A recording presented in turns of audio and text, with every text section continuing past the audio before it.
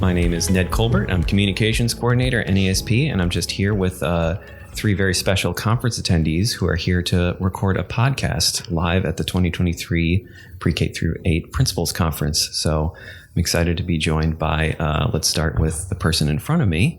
Yeah, hey, I'm Danny Bauer. I'm a Principal Development and Retention Expert. I am a best-selling author, and I host two of the world's most downloaded podcasts. Danny, why don't we pass it to you? Absolutely. Thank you for allowing me to be here today. I am Dr. Danielle Tier Woods. I currently serve as an assistant principal at an elementary school, Joseph E. Johnson in Wilmington, Delaware. And this is my third year in leadership. Awesome. My name is Brian Miller. I am the new principal at North Middle School in Great Falls, Montana, and I'm glad to be here. So thank you. Great. Glad to have you guys here. And I guess just to kick things off, trying to just have a casual conversation about your experience at conference so far, but maybe a good idea would be to discuss what you're getting out of it and hopefully what you plan on doing to prepare yourself for the school year. Awesome. So, for me, I think the opportunity to speak is always huge. I love school leaders. That's why I'm here. And so to be able to, this session, I talked about creating more space in your calendar and that kind of thing. And when it comes to that, one of the interesting things I saw is, hey, when you build your calendar out for the year, what goes on first? And, what was interesting to see with people, they talked about the operations of school, right? And that's a great answer, and then folks provided a number of answers, but the correct answer is actually you. You need to put you on the calendar first, then your family, and then the school operations. So hopefully that's making sense, right? Yeah. And so just to remind school leaders, when you're preparing in that deep strategic think time that you need, don't forget that the school stuff's going to come, but don't forget about yourself and forget about your family. So yeah, pleasure to speak as always, and just remind leaders how important they are and that they're worth it. But yeah, how's the conference been for everybody else? I would say for me, I'm just super excited to be here. It's my first time, and just being able to, I said, hey now. Yeah. Being able to connect and to collaborate with so many different leaders from all across the world is really exciting. And I'm also excited about the content that I've been learning. I'm really here to, as our theme is, to level up my leadership. And I have been just reminded about the things that I need to do. I know our keynote speaker, Houston Kraft, was saying to go from doing to being. And we were having a really great conversation amongst my assistant principals from Wilmington, Delaware about that. And I was just reminded, yeah, you can create that to-do list, but what do you want to show up as? How do you want to connect with teachers? How do you want the community to receive you? Especially with me going to a new elementary school, this is more of an opportunity for me to create that, or to really not create, I would say, just flow in what I've been practicing all these years. So I'm excited about that, and all that I'm going to be able to get over the next few days as well. Well, okay, you're not off the hook yet, Brian. We'll get to you. But so, Danielle, when you're talking about that doing to being shift, right? And so I get that conceptually, intellectually. But when you think about that idea, how do you answer that for yourself? I would just say, for me, it's authentically showing up as myself no matter where I am. Even if I have to say something that may be a little hard to receive, just knowing how to actually approach that conversation, but just not shying away from who I know I am as a leader.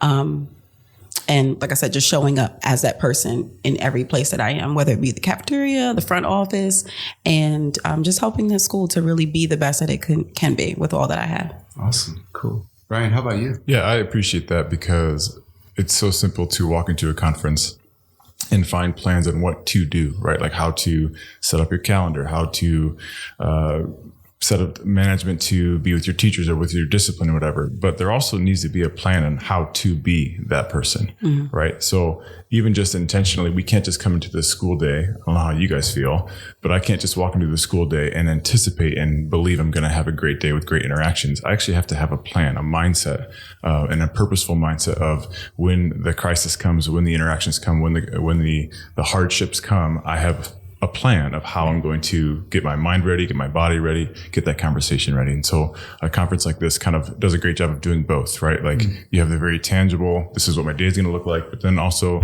the inspiration of this is the kind of person I want to be, and here's how I'm going to be that person.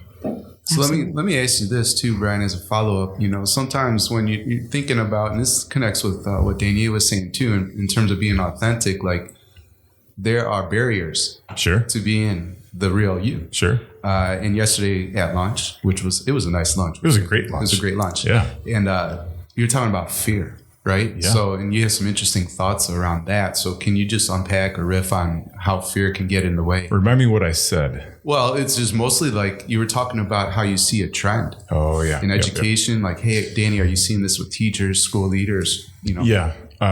I'd be curious of all your perspectives, but as I interact with friends who are teachers, fellow colleagues who are administrative leaders, there's this desire to steal Danny's phrase, to be a ruckus maker, right? To make a difference, Okay. Right? With that desire or with that ability, there is a fear of backlash. They're not just the tangible on the Facebook posts or whatever they say about you on social media, but also the fear of losing your job. And so how do you go about making the change that needs to happen, loving people in a way that sometimes is difficult, right? Because you have to have difficult conversations and make difficult decisions. And I think a lot of that goes back to, again, a plan of how you're going to be, because if you are going to suffer some consequences, whether it's unfair or not, if you have exercised the plan of the person you're going to be, there's confidence in that, right? Like, I'm going to have this consequence. I'm going to have this bad thing happen, but I know I'm a man of integrity or a woman of integrity. I know I've done the right thing, and I didn't just react. I proactively anticipated how I'm going to be this person in these difficult moments. And so there is fear in education. We're public leaders, and we make our decisions and we impact lives. And so at times there's backlash. But I know for me, I'm assuming for some of you, when you've endured those hardships, when I can look back and say, I still held to my integrity. I still did the right thing. And this is at times an unfortunate consequence. There's a confidence in that, and there's a peace in that. Yeah. Well, I think when you're fully aligned, right, and integrated, with who you are, so you can show up as that authentic person. But yeah, Danny, I don't know if you have anything to add, but in terms of things that might get in the way for you, like, can you anticipate some stuff that might throw you off your game, and how are you going to pivot, and get around that stuff to show up as real? With it being a new school, I know that I feel like I'm going to have to start all over in a sense. Like, there is some background of who Dr. Woods is from me being at another elementary school and serving as assistant principal. But for this staff, it's new. I was thinking about this even before coming to the conference, just listening and learning this year. I really want to take that approach and praising as well, just really making those connections that are necessary for me to build those relationships with the teachers, as well as the parents, as well as the community, and just supporting the principal with what her vision, her mission, her goals are, but just more so taking an approach of being a collaborator with everyone. Still inserting, if I think that something should change here, or if I have an experience here, how we can, better support in certain areas. But just more so taking that approach of listening and learning so that I can be a better collaborator with individuals this year. Got it. Well, I have one more question too. I'm just curious. So we talked a little bit in terms of, how the conference has been for you, and the idea now. I really like where we landed in terms of being authentic, right, and showing up, and this idea of being. But just from everything you're learning, how do you plan to implement and integrate that into, your entry plan as you start off next school year? There's a phrase that, do you mind if I step in? Sorry to step on your toes there. I mind. Thank you. No worries. One of the phrases that I've adopted recently in this very technologically savvy and phone world is make the intangible tangible. And so whatever these plans are that you find here, I have to find ways to make them tangible in an object sometimes, right? So give object lessons even to my staff, like, hey, here's our theme for the year, or here's some of our goals for the year. How can I make that an object? Whether it's like I go to Home Depot and find something clever, or even just like a picture that you print off and you put on their desks, you flood the hallways. We need to have anchors that we can tangibly see, that when hardships come, when we get busy, when we get distracted, there's this thing that I stumble across, or that I can see on my desk, or I can see in the hallway, that reminds me, oh yeah, this is what we're doing. This is what we're about. You're talking about being grounded. Being grounded. Yeah, that's there great. it is. How about you, Danny?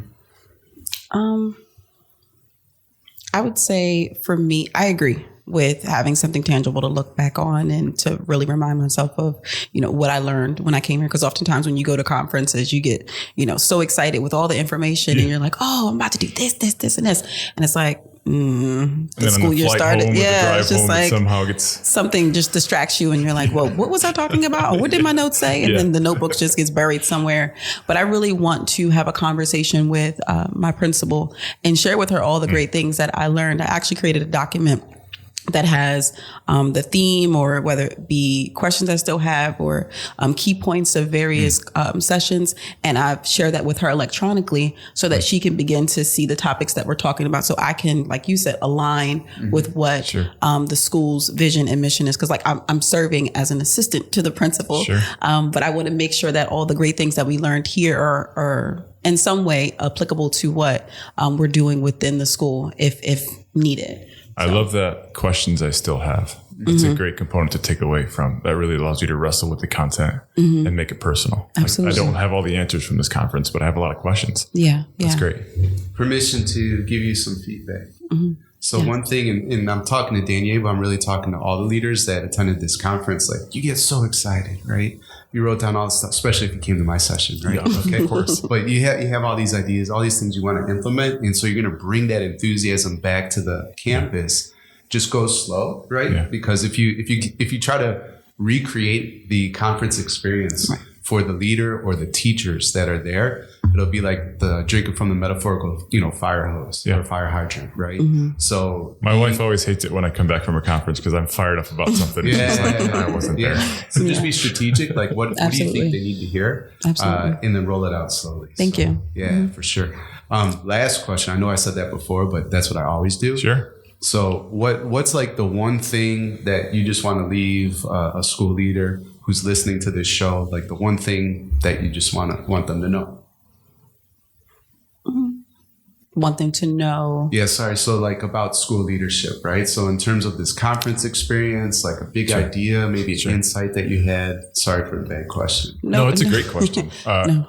Go ahead. No, I was just going to tag on to what you were saying a little bit earlier, just in regards to being strategic, but also I would say start small. Sometimes we try to conquer the world or conquer whatever we're challenged with for that school year. But I would say break it down, like really just start small, get those small wins in there, feel successful with, the incremental things, and then continue on. But don't try to take on entirely too much. I was that person, I'm kind of telling myself. And I have really big ideas. I was even talking to my assistant principals from Wilmington, Delaware yesterday, and they were saying, just, don't try to take on entirely too much. Like, you're young, yes, but we don't want you to burn out. You can't do that every year. So delegating to others, starting small, and just continuing to focus on what the mission is and the vision is for the school. Awesome. How about you? The one thing, Brian? I think the one thing that I often come away from any conference is I can go home excited for sure, but I also come back sometimes really discouraged of like, I'm not a Dr. Woods, right? I don't have a best-selling book or a best... Not yet. Right. Maybe not yet. But you can sometimes come away and you realize all the things that you're not. Right. And it can be sometimes discouraging. But there's a phrase and even like an animal that I kind of find myself attaching to. But the phrase is like, you're here. You are the principal. And you have a ton of weaknesses. You have a ton of challenges. You're not Joe Sanfilippo. You're not a Danny Bauer. You're not all these people, but you are in the building and you have strengths and you have abilities. And one of the animals that I have actually hanging up on my wall, my school, North Middle School, is the grizzlies. I'm glad you answered that because I was thinking the whole time, what's the animal? So I'm getting there. Okay. So we're the grizzlies, and grizzlies are an incredibly intimidating animal. And we would like to be that grizzly sort of boss, right? That's like confident and powerful and that can move things and shake things. But in reality, at least for myself, I'm a llama, which is just like this crazy, weird looking, awkward thing. Did you see that coming? No, I didn't. That's why I said. Yeah. So I have this phrase for my own self, and I share it in the conferences that I present, is lead like a llama, because a llama doesn't have anything intimidating. It has nothing. But farmers will put llamas to protect their sheep. How about that? And a llama by itself will just look in the mirror and say, I don't have claws. I don't have fangs. I'm not intimidating. but no one's getting to my sheep, and they will defend against the wolves and against foxes and against all these predators. And I'm Love like, that. that's what I can do. I can be that. So look in a mirror. I'm here. I'm a llama, and I'm going to protect my people. Awesome. Well, hey, school leaders, be a llama, right? Be a That's llama. good place to end. Ned, I don't know if there's anything you'd like to add here at the end. No, just glad to have you guys here. Brian, Danny. So nice of you to join us, and hope you had a great conference experience so far, and we'll have a great one as it continues. And to everyone listening, thank you for spending this time with us today. Thanks for having us. Thank you.